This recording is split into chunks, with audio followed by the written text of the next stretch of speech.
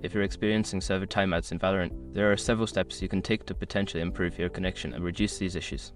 Follow the steps below to help boost your gaming experience. Step 1. Check your internet connection. Ensure that your internet connection is stable and fast enough for online gaming. You can do this by running a speed test and checking for any interruptions or high latency.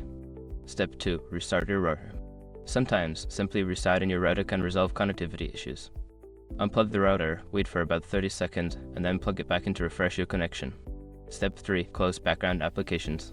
Close any unnecessary applications or downloads running in the background that may be using bandwidth.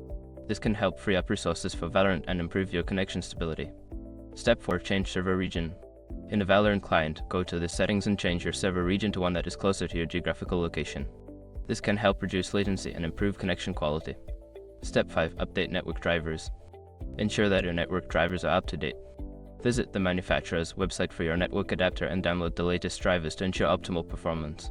By following these steps, you should be able to improve your connection and reduce server timeouts in Valorant. Happy gaming!